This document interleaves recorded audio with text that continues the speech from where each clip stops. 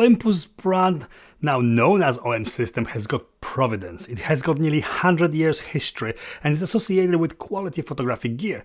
Their first OM System branded camera, OM5, this camera has come out not long ago, together with this first OM System Prime, this 20mm f1.4 Pro. Little micro four thirds lens with a very versatile. In this video, I tested out to see if this lens lives up to its Olympus heritage, if it is any good, and if this is a lens that might be good for you. So keep watching, don't skip, and I not only show you lots of photos and videos shot with it, but also tell you more about it.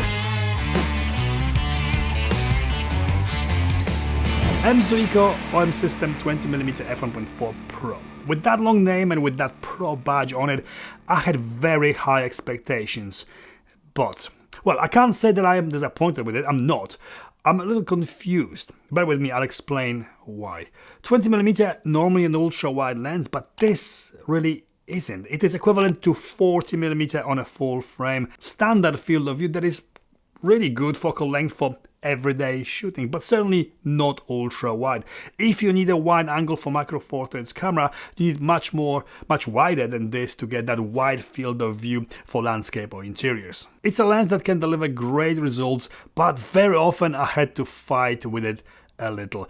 It is a wide aperture low light beast. It does produce really nice creamy smooth bokeh. OM System call it feathered bokeh. I don't know why, hard to tell where it is exactly feathered, but it is nice, it looks nice. The sharpness is there, but I had to sharpen the key parts of the photos a little bit extra. I expected to get more sharpness from a lens with a Pro in its name.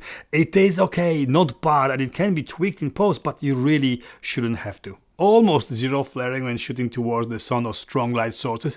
But yes, another but very often, especially when shooting with it wide open at f1.4, you get very soft edges and crazy amount of purple fringing, chromatic aberration. In certain situations, that purple fringing would be still visible when closing the aperture, is visible when closing the aperture down even to f6.3 or f8. Very unusual. Luckily, this is fairly easy to fix in photos in post. When shooting JPEG or video, this is almost invisible. It is invisible, sorted by the camera, and nothing to worry about. The autofocus works very well, fast, totally silent and reliable.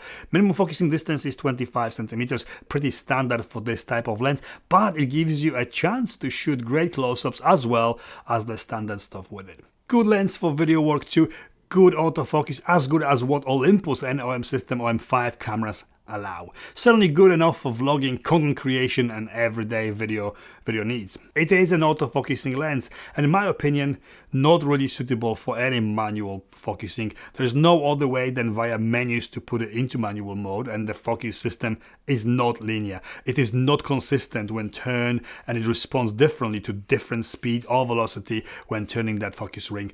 Stick with autofocus and you can't go wrong with it. Regardless if you are using manual focus or not, there is virtually no focus breathing.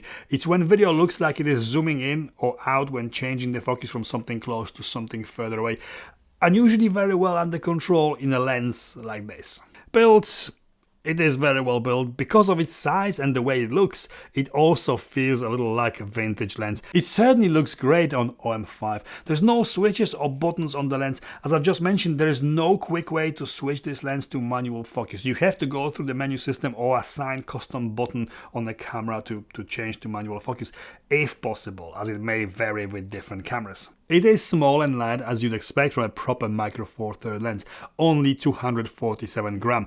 It is hermetically sealed to be splash proof, dust proof and freeze proof. Filter size is 58mm. The focus ring is smooth and very wide, almost too wide on the lens this small. It is sometimes hard to mount the lens or take it off without actually grabbing the focus ring and turning the focus ring and not turning the lens to attach it to camera or take it off.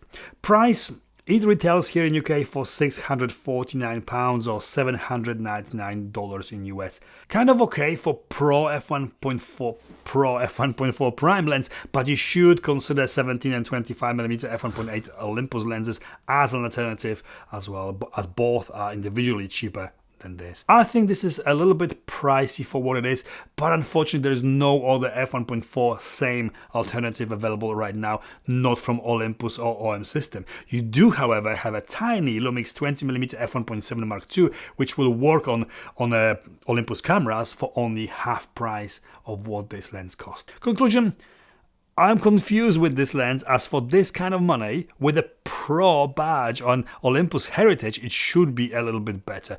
Don't get me wrong, it is okay in its own right, but comparing it to pretty much all other lenses coming out now from different brands in this price range, it is below average what is a standard today. If you are a hardcore fan of Olympus or a new faithful adopter of OM System, then this could be it. There's nothing else like available for you. Also, if you are new to it, thinking of buying your first OM System camera like OM5, this might be okay for you too. It does a good job if you are not comparing it to anything else. If you are used to high quality lenses, then this could be a little bit confusing to you or even disappointing. And this is it from me. If you like this video, if it was helpful or at least entertaining, please give me the thumbs up. Please consider subscribing, and I'll see you next time. It certainly looks great on it certainly if you are used to in certain situations that and my hand is sharper than my face.